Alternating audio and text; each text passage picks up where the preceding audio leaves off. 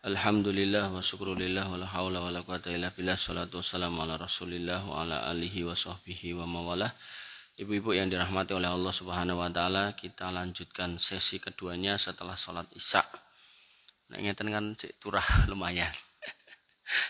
Ibu-ibu yang dirahmati oleh Allah subhanahu wa ta'ala, kita sampai di kemampuan-kemampuan setan. Nah setan itu mampu merubah bentuk jadi manusia. Kisahnya zaman dulu waktu terjadi perang Badar, setan itu berubah bentuk menjadi Suraqah bin Malik. Ya, jadi ada orang musyrik yang orangnya nggak ikut, tapi tiba-tiba ada namanya Suraqah bin Malik. Kemudian dia mengatakan atau menjanjikan, wis to, iki engko mesti menang gitu kan. Nah, Allah Subhanahu wa taala menegaskan dalam Quran surat Al-Anfal ayat 48, wa idzayyana lahumus syaitanu a'malahum. Dan ketika setan menjadikan mereka memandang baik pekerjaan mereka, yaitu untuk melawan Nabi Muhammad dalam perang Badar, kemudian waqala, dan dia berkata, la ghaliba lakumul yaum minan nas wa inni jarul lakum, dino iki kowe mesti menang ngalahke menungso-menungso kae dan aku bakal ngancani kowe. Nah, dia berjanji seperti itu. Tapi pada ayat selanjutnya kemudian dia mengatakan apa? Ketika kemudian malaikat itu sudah turun dari langit, medun gitu kan. Karena Nabi ketika menjelang kekalahan itu Nabi kemudian meminta kepada Allah, ya Allah kalau tidak engkau menangkan hari ini kami orang-orang beriman ini, maka setelah ini enggak akan ada yang menyembah engkau gitu. Karena memang Rasul terakhir itu Nabi Muhammad SAW. Kalau sampai kalah ya selesai, yang menang orang musyrik gitu. Maka Nabi di puncak keterdesakannya minta seperti itu, kemudian Allah turunkan malaikat dari langit untuk membantu. Nah begitu turun, kemudian yang tadi namanya Suraqah bin Malik tadi melayu, kemudian dia berkata atau Allah berfirman, falamma tara'atil fi'atani nakaso ala akibai. Maka tatkala kedua pasukan itu telah saling melihat hadap-hadapan gitu kan, maka setan itu berpaling balik melayu, waqala inni bari'um minkum, dan dia berkata aku melu-melu, aku berlepas diri dari kamu gitu kan. Aramala tarawna inni akhafullah, aku melihat yang enggak kamu lihat. Jadi setan bisa melihat malaikat turun seret gitu, manusia enggak bisa lihat gitu. Makanya nanti dalam kisah perang Badar, sejumlah jenazah orang-orang kafir Quraisy itu tebasan pedangnya ada gosongnya gitu. Jadi kalau bacaan manusia itu ya cuman apa istilahnya, ya ngoten niku kepecel-pecel niku berdarah-darah segar, tapi nek bacaan pedangnya malaikat niku gosong. Nah, setan itu begitu lihat malaikat pada turun dia kabur gitu. Karena dia tahu nek dia ikut mati gitu kan. Makanya tadi yang di depan tadi dia diberi tunda sampai hari kiamat kalau apa? Normal. Tapi nek mau gelut, berani gelut sama malaikat kalah. Atau kemudian bertemu dengan orang-orang solih, dibacakan ayat-ayat tertentu, selesai. Nah, ngerti nggih? Jadi dia bisa berubah dalam bentuk manusia. Makanya nanti jenengan sok mungkin pernah mireng, entah saudara entah siapa pernah cerita, "Wih, bapakku ndek bengi teko lho, ngomong ini ngomong ngono," gitu. Padahal bapaknya pun mboten wonten. Nah, ini ya tinggal dicek omongannya apa. Nah, omongannya sesuai dengan syariat Islam ya monggo dilakukan enggak apa-apa. Misal nyuruh salat, misal promone bahasana jolali salat dilongkas kene nyusul aku lho. Ngono iku leres dilampahi, tapi nek njaluk pitik cemani, njaluk kembang iki disebar ning kene, didekek ning kene ya niku lentu nek niku gitu. Jadi harus kita cek nah, apa tuh bunyi keinginan yang disampaikan gitu kan. Nah, kemudian dia juga bisa berubah jadi anak kecil. Nah, ini yang kemudian kita suka nyebut sebagai tuyul. Abu Hurairah radhiyallahu anhu pernah ditugaskan untuk menjaga Baitul Mal. Jadi rumah zakat di Ken Jogonen. Ya. Kemudian pada malam harinya ada yang jin berwujud orang remaja mencuri, cah cilik nyolong gitu kan. Maka ketika ditangkap, zaman itu larang pangan nggih. Jadi cara nyolong pangan niku nggih pun mewah gitu. Nek sakniki tenenten setan nyolong sego, nyolonge duit ya, nyolonge mas-masan, nyolonge sertifikat ngoten to. Nah, maka waktu itu dia nyolongnya makanan gitu. Kemudian ditangkap dan kemudian ingin dilaporkan kepada Nabi SAW. Kemudian dia berusaha untuk memelas, gitu. Ojo. Dan dia berjanji gak akan kembali, tapi besok dia dusta. Bang diculke balik neh gitu kan. Sampai malam yang ketiga, begitu ketangkep Abu Hurairah wis anyel, wis ping pindho kowe ngapusi. Nah, iki sing ketelu ora bakal tak culke. Pokoke kowe tak cekel, tak laporke, tak kandhake Nabi wis gak ada ampun gitu kan. Kemudian Dia ngomong, "Culno aku, kowe bakalan tak ajari sebuah ilmu. Sing ilmu iki nek mbok lakoni, bakalan terlindung kamu dari setan sejak kamu tidur sampai kamu bangun nanti," gitu kan. Nggih menika napa? Disuruh membaca ayat kursi. Nah, jadi bacaan menjelang tidur nek jenengan boten diganggu setan niku maca ayat kursi. Nah, karena Abu Hurairah ini orang yang sangat senang dengan ilmu, maka dia menerima tuh tawarannya. Ya wis, aku mbuka ilmu kita tak colke ya. Mulia wis, cul gitu kan. Nah, terus ceritalah dia kepada Nabi SAW besoknya pagi itu. Nabi udah tahu karena dikabari oleh Jibril. Dia bengi kayak si Abu Hurairah pengen telung wengi ketemu karo menungso ngene. Bentuknya menungso gitu kan. Nah, kemudian Nabi SAW bersabda, "Ama innahu qad sadaqaka wa huwa kadub." Sing diajarke kowe kuwi nek kowe maca ayat kursi, kowe bakal terlindung sangka setan, kuwi bener. Ning sakjane sejatine kuwi makhluk sing gawene apus-apus. Ning mergo kepepet dhek ngomong bener gitu kan. Nah, ini nanti hakikatnya dengan ketika setan itu masuk neraka, maka dia akan mengembalikan tuduhan manusia, kowe nyesatke aku, kowe ngajari aku elek, kowe ngomong aku ngene-ngene. Dia mengatakan apa? Fala talumuni walumu anfusakum. Lho ngaku wis ditapling kene neraka ngopo kowe dadak melu-melu kan ngoten niku kira-kira. Nah, maka dalam konteks ini Nabi mengatakan ini makhluk tukang ngapusi. Ning delalah mergo kepepet, ya toh, ngajari kowe sing bener gitu. Maka para ulama kemudian membuat kaidah. Kebenaran itu kalau datang dari siapapun bahkan dari mulut setan, kalau emang itu benar, nah monggo silakan diikuti. Cuman untuk memastikan benar apa enggak kan jenengan harus punya filter gitu. Jadi enggak kemudian terus ini berarti aku untuk ngomong karo setan nggih mboten. Maksudnya kalau jenengan udah tahu betul ada filternya. Abu Hurairah kan pakai filter. Napa? Tanya sama Nabi gitu kan. Nah, orang tuh kadang sinaune ning ngendi-ngendi di wong edan barang ya ditekoki gitu kan, ngomong apa wae dieloni gitu kan. Nah, ini kleru gitu kan. Maka harus punya filter gitu. Filternya siapa? Ya para guru-guru kita, ustadz-ustadz kita, orang-orang alim kita gitu kan. Kita nanya sama mereka. Makanya Allah mengatakan fas'alu ahla dzikri in kuntum la ta'lamun. Bertanyalah pada orang yang tahu nek panjenengan mboten ngertos gitu. Nah, artinya kalau kebenaran datang dari anak kecil, dari cucu kita, Mbah salat, Bu salat, dari putra-putra kita gitu, dari anak-anak kita gitu, ya kita terima. Jangankan dari dia, dari mereka, dari setan aja kalau emang itu benar kita bisa mengikutinya. Nabi SAW bersabda bahwasanya setan juga berubah menjadi ular. Ya, Inna bil madinati nafaron. Di Madinah itu ada sejumlah nafaron minal jin, sejumlah jin. Qad aslamu yang telah masuk Islam, faman ro'a say'an min hadhil awamir, maka barang siapa yang melihat ular di rumah kalian, falayu'dinhu salasan, mak jangan diizinkan selama 3 hari. Fa in badalahu ba'du falyaqtulhu. Tapi kalau dia lebih dari 3 hari di situ, nah, maka bunuh aja. Fa innahu syaiton. Jadi ada jin-jin yang sudah masuk Islam. Nah, jin-jin yang sudah masuk Islam itu kata Nabi SAW berubah bentuknya menjadi setan. Berapa setan? Jadi ular, maaf. Nah, ulo niku mungkin mlebu omahe jenengan gitu kan. Maka hati-hati. Jarno wae 3 dina, nek luwih sangka 3 dina berarti kuwi setan, berarti itu jin yang setan, jin yang durhaka, jin yang kafir yang namanya setan patenono. Artinya apa? Berarti jin ketika berubah menjadi binatang bisa dibunuh. Berarti jin juga bisa mati. Tapi nek enggak dibunuh ya enggak mati, ngoten. Nah, sehingga kalau emang ada ular digusah mawon, nggak usah langsung dibunuh. Nah, tapi kalau emang bahayakan mau nyerang kita ya monggo dibunuh nggak apa-apa gitu kan. Nah, barangkali itu setan atau jin muslim gitu loh. Nah, dikhawatirkan seperti itu. Tapi mereka tidak bisa menyerupai Nabi, bahkan di dalam mimpi Nabi SAW bersabda, "Man ro'ani fa inni ana huwa fa innahu laisa lisyaitoni ayyatamassala bi." Barang siapa yang melihatku dalam mimpi, maka itu benar-benar aku karena setan nggak mungkin bisa menyerupaiku.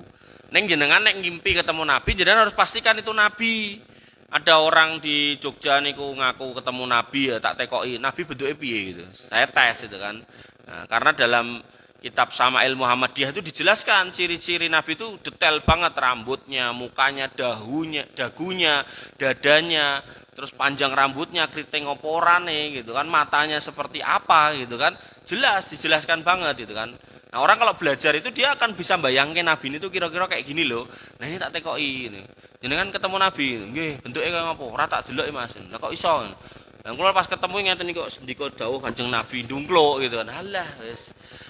Nah terus jenengan diajari kan napa? Kan prihatin. Nah prihatine piye? Ora entuk kerja. Lah aku ya luput meneh gitu.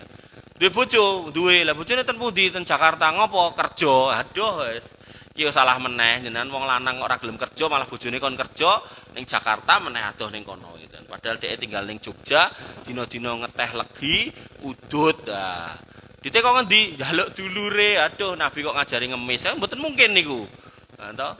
Enggak mungkin itu. Enggak mungkin Nabi itu ngajari yang aneh-aneh kayak gitu enggak mungkin itu. Maka jelas itu bukan Nabi, itu setan. Nah, maka hati-hati. Kemudian Nabi SAW bersabda lagi yang mirip man ro'ani fil manami faqad ro'ani fa inna syaiton la yatamassala bi. Ini sama kayak tadi. Kemudian setan bisa mengikat manusia. Dari Abu Hurairah radhiyallahu anhu Rasul SAW bersabda, setan membuat ikatan pada ujung kepala seorang di antara kalian ketika ia tidur sebanyak 3 kali ditali, 1, 2, 3. Nah, kemudian Masya Allah, matur nuwun Pak Di. Kemudian yang ia pukul setiap ikatan dengan mengatakan bagimu malam yang panjang maka tidurlah. Jadi pas ditali setuk nah, bagimu malam yang panjang. Maksudnya turu aja tangi gitu loh. Nah, kemudian jika orang tersebut bangun lalu berzikir kepada Allah tangi cekekal astagfirullah napa Allahu akbar napa-napa lah gitu kan. Maka ikatan pertama lepas. Nah, tentu yang termasuk zikir di sini adalah doa bangun tidur. Alhamdulillahilladzi ahyana ba'dama amatana wa ilaihi nusur. Terlepas ikatannya satu kan tadi 3 toh. Nah, kemudian lalu jika dia wudu, tangi kemudian jalan ke tempat wudu ambil wudu, maka terlepas 1 ikatan. Kemudian setelah itu dia sholat, maka terlepas seluruh ikatannya, maka ia memasuki waktu pagi dengan semangat dan jiwa yang baik. Jadi jenengan nek pengen enjing-enjing semangat niku nggih nonton niku begitu tangi ndonga bar niku wudu bar niku salat. Dereng wancine salat subuh nggih salat tahajud riyin. Waktune mepet nggih tahajud 2 rakaat. Mepet banget yo witir tok sak rakaat boleh. Utsman bin Affan niku witir niku salat malam itu 1 rakaat tok dari jam kira-kira jam 1 atau setengah 2 sampai subuh. Ning sing diwaca niku ket Al-Baqarah awal nganti Anas ngoten.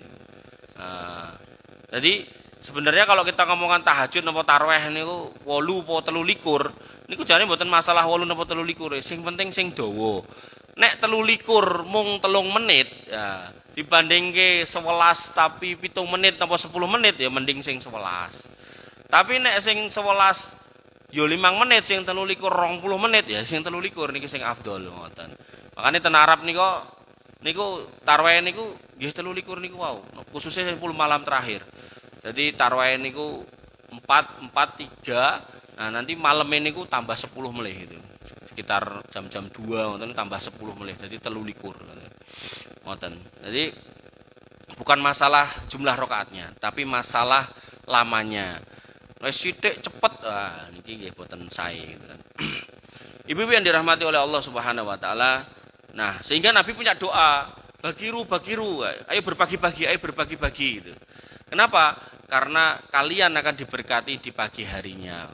Ya bahasanya umatku gitu kan diberkati oleh Allah Subhanahu wa taala fi bukuriha pada pagi harinya gitu.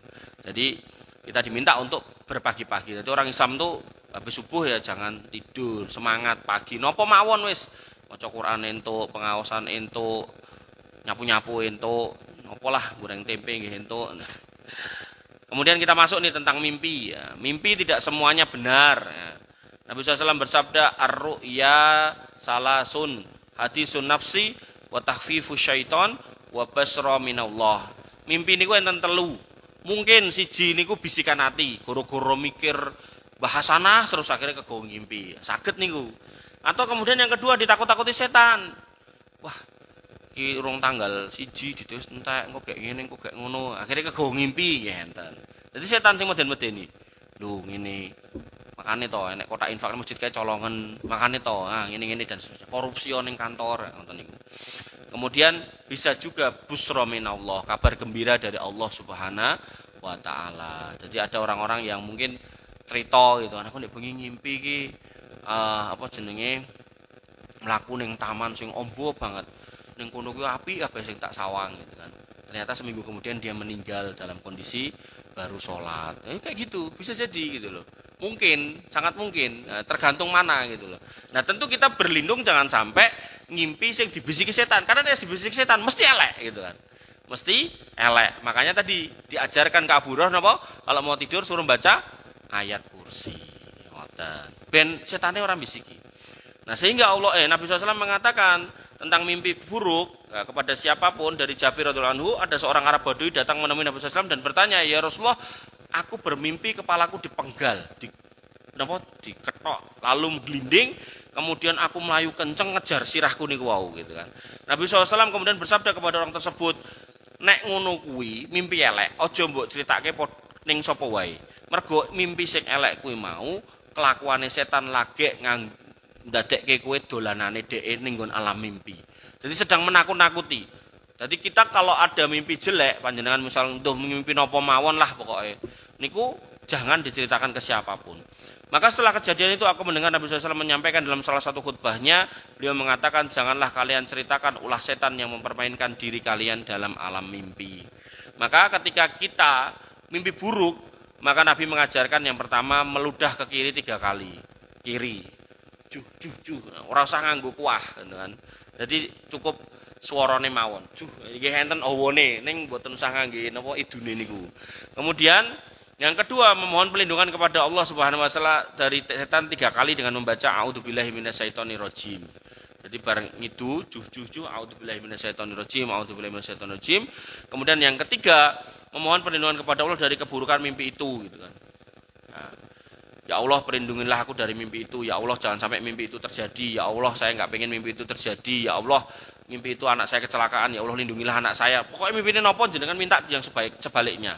Kemudian yang keempat, atau sebaiknya dia bangun kemudian melaksanakan sholat. Tangi, wudu wau, kemudian sholat 2 rakaat. Sholat nopo? Sunnah mutlak. Kalau enggak ngerti sholat nopo. Nek ngerti sholat nopo, oh iya aku urung tahajud. Oh aku urung witir gitu kan. Wah aku duha, no, berarti turunnya esok berarti duha kan gitu kan. Nah kemudian yang ke-5, mengubah posisi tidur. Nek wau miring kanan, nah niki miring kiri. Nek wau mlumah berarti mengkurep boten, mengkurep niku dilarang. Jadi salat tidur yang posisi tidur yang boleh itu ya cuma miring kanan atau kiri atau kemudian mlumah. Nek disunahkan miring kanan, sunahkan miring kanan. Miring kanan. Kenapa? Kalau kenapanya Nabi enggak pernah nyebutkan kenapanya, tapi secara hikmahnya paru. Jantung niku enten ten kiwa. Dadi nek sing lemo-lemo kados kula kalih panjenengan lho. Niku nek miring kiwa, jantungnya kentepan limpo, paru segala macam gitu kan. Nomleh nek ten mriki ngantonge nggih mbol ditokeh nah, kentepan duit barang. Nah, dadi miringe kanan gitu kan. Kemudian yang keenam, tidak boleh menafsirkan mimpi tersebut, baik menafsirkan sendiri atau minta bantuan orang lain. Tapi memang ada ulama Ibnu Sirin itu yang biasa menafsirkan mimpi. Nah kalau ketemu sama orang-orang yang memang pintar dalam menafsirkan mimpi dan tafsirnya itu juga bagus. Bagus itu artinya dia udah teruji tafsir itu baik sesuai dengan Quran kali sunnah, bukan aneh-aneh. Maka nggih monggo mawon kalau ketemu orang seperti itu. Tapi kalau enggak ya jangan. Satu ketika pernah saya ditanya sama, saya lupa nggih. Napa wong wedok napa wong lanang lupa, tapi dia istikharah sedang mencari jodoh gitu. Terus ditanya sama saya, sudah ta'aruf sama orang, kemudian orang itu muncul dalam mimpi. Itu kalau menurut jenengan gimana taat? Ya, saya tanya balik, ning ngimpi kuwi wonge lagi ngopo gitu kan. Nah ning mimpi niku wonge lagi main gaple itu lah berarti elek gitu kan. Jadi kalau istikharah muncul ning mimpi niku belum tentu apik, lagi ngopo kan ngoten lho. Lagi main gaple, lagi nyolong pitik, lagi adu ayam, ngoten niku berarti elek nek niku. Nah sing apik sing pripun? Nah, metu ning ngimpi ning lagi salat. Nah niku sae, ngoten niku. Itu contoh-contoh penafsiran mimpi yang baik ngoten nggih. Ibu-ibu yang dirahmati oleh Allah Subhanahu wa taala, dan kita enggak boleh takut dengan setan karena setan sudah dinas oleh Allah Subhanahu wa taala melalui Nabi sallallahu alaihi wasallam bahwasanya setiap kita akan ditemani oleh jin korin. Para sahabat bertanya, termasuk engkau ya Rasul? Beliau menjawab, iya termasuk aku, namun Allah membuat jin itu tunduk kepadaku, bahkan ia masuk Islam dan hanya memerintahkan kepada kebaikan. Jadi tipu daya setan itu lemah sampai Allah mengingatkan, inna kaida syaitona kana dha'ifa. Sampai wow ketika jenengan mau tidur, jenengan diminta untuk baca ayat kursi ben gak mimpi buruk. Nek pada akhirnya mimpi buruk, mang tangi, mang ta'awud, mang sholat 2 rakaat, ganti posisi tidur meleh atau sholat terus sampai kemudian subuh. Kemudian dia pun dikatakan dalam Quran surat Al-Isra ayat 65, dia nggak kuasa untuk memaksa. Jadi buatan enten ceritanya setan nyekeli tangannya kita kemudian kita tutukan kancamu, nggak mungkin, nggak bisa. Dia paling bisa kita gitu loh. Allah mengatakan inna ibadi laisa laka alaihim sultanun wa kafa bi rabbika wakila. Sesungguhnya hamba-hambaku, wahai setan rungokno, kamu tidak akan kuasa atas mereka. Ora mungkin kowe iso junjung dhek tangane mbok go nyampluk si iki nggak bisa. Kamu cuma bisiki tok, sampluken lho, tutuken lho, jiguken lho. Hal-hal yang jelek-jelek itu dibisiki terus-terusan itu. Makanya ketika kita pengen jin yang jelek ini ngalih, ya kita datangkan malaikat yang baik. Caranya gimana? Ya tadi jaga wudu, jaga sholat sunnah kalau emang bisa gitu kan. Sering-sering baca Quran gitu kan. Kemudian di rumah itu yang potensi-potensi mendatangkan setan disingkirkan, gambar-gambar disingkirkan dan seterusnya. Nah, sehingga Allah mengingatkan pada Quran Saba bahwasanya setan itu hanya bisiki keraguan, wa makana lahu alaihi min sultan, wa makana alaihi min sultan illa lina'lama may yu'minu bil akhirati mimman huwa minha fi syak. Dan tidak ada kekuasaan iblis terhadap mereka melainkan hanya agar kalian dapat membedakan siapa yang beriman dan kepada adanya kehidupan akhirat dan siapa yang ragu-ragu tentang itu. Jadi kerjaannya cuman menyebarkan keraguan-raguan itu. Urip ki ngene iki lho. Kowe nek ra mrene engko kowe ra iso sugih, kowe nek ra melu kae nganggo iki nganggo kuwi kowe ra iso ngono gitu kan. Dan bahkan Allah sampai menyatakan menegaskan bahasanya illa ibadaka minhumul mukhlasin. Hamba yang ikhlas itu enggak bisa digoda. Jadi nek jenengan salat nggih sing ikhlas, infak sedekah sing ikhlas, kurban sing ikhlas gitu kan. Haji umroh sing ikhlas. Enten tiyang niku wis haji ngoten niku terus panitia pengawasan atau panitia arisan itu lali nyebutke hajah hasanah lali hajah seneni piye to aku ki wis hajah ra mbok sebutke bayar larang-larang antrine puluhan tahun barang kok nggih ikhlas mawon pun mboten napa ya makanya nanti ada kisah tentang seorang pemuda yang sedemikian ikhlas ngurusi wong tuane nah, itu sampai para ulama mencatat dalam sejarah itu sebagai pemuda yang enggak dikenal di bumi orang wong urip niku ora enek sing kenal sapa to ora dianggep lah gitu. Nah, tapi terkenal di langit. Di langit niku enten malaikat itu tahu semua tentang dia. Saking dia ini wong penting di mata Allah Subhanahu wa taala sampai nabi niku pesen ten Umar bin Khattab kalih Ali bin Abi Thalib 2 orang manusia yang dijamin masuk surga sampai nabi itu meling mengko nek enek cah lanang enom jenenge Uwais Al-Qarni sangka Yaman moro nek kowe nganti ketemu wonge kuwi, ciri-cirine ning gegere kuwi enek bekas lara kusta sak gedene koin semene iki. Niku lho lara sing ngapunten sing napa belang-belang niku lho. Belang kulite jane ireng kados kula ning enek putih-putihe niku lho, blentong-blentong. Nah niku pun mantun ning enten turahane ten geger niki. Nek jenenge Uwais Al-Qarni mbok cek enek kuwi, ya wong kuwi, kowe ngomong karo dheke kon ndongake supaya dia memintakan ampun kepada Allah untuk kalian berdua coba Umar bin Khattab kalih Ali niki pun dijamin mlebu surga kon ndongake menungso sing enggak ada hadis dalil yang menyatakan dia dijamin masuk surga ini kan luar biasa berarti ini ya nah, maka tadi itu enggak penting gitu kita kemudian disebut ini itu dianggap begitu gitu kan kalau kemudian Allah menganggap itu semua sia-sia ya enggak penting maka yang paling penting adalah Allah Subhanahu wa taala bagaimana Allah kemudian menilai kita. Satu lagi nggih ibu-ibu yang dirahmati oleh Allah Subhanahu wa taala. Lalu di antara semua manusia niku yang paling ditakuti oleh setan niku Umar bin Khattab. Nabi SAW pernah berkata kepada Umar, sesungguhnya setan itu benar-benar takut kepadamu wahai Umar, tatkala aku duduk seorang budak wanita itu memukul rebana gitu kan. Jadi do klontekan nyanyi-nyanyi nek sakniki cah nom-nom gitaran gitu kan. Maka begitu kamu masuk, maka dia pun masih si Abu Bakar, Ali, Utsman masuk, dia tuh masih mukul rebana. Maka tatkala yang masuk kamu wahai Umar gitu kan, maka dia melempar rebananya. Jadi bukti bahwasanya kadang itu setan itu enggak takut sama orang-orang tertentu, tapi takut sama orang-orang tertentu. Nah, dalam hal ini yang paling ditakuti adalah Umar bin Khattab karena orang yang bermain musik pun musiknya sampai digua gitu kan. Padahal ya pada sahabat yang lain tuh masih santai-santai dia main musik. Kemudian dalam hadis yang lain Nabi mengatakan terkait Umar tadi, sungguh aku melihat setan dari kalangan manusia dan jin lari dari Umar bin Khattab. Kemudian dalam hadis yang lain, demi jiwaku yang digenggam oleh Allah Subhanahu wa taala, setan tidaklah menemuimu sama sekali ketika engkau melewati suatu jalan, melainkan setan tatkala itu mencari jalan lain. Jadi kalau niki dalan niku atau Umar melampah, setan iki mlika ndelok ke ngaduh kayane Umar, menggok dhek gitu kan. Maka itulah hakikat orang-orang yang bertakwa sampai diwedeni sama setan. Jadi kalau sama setan nggak usah takut nggih, tinggal kita pertebal iman kita, insya Allah setan yang takut. Ibu-ibu yang dirahmati oleh Allah Subhanahu wa taala, mekaten ingkang saged kula aturaken kirang langkungipun nyuwun pangapunten. Akhirul kalam subhanakallahumma bihamdika asyhadu an la ilaha illa anta astaghfiruka wa atubu ilaik. Assalamualaikum warahmatullahi wabarakatuh. Pripun? Oh nggih, siap.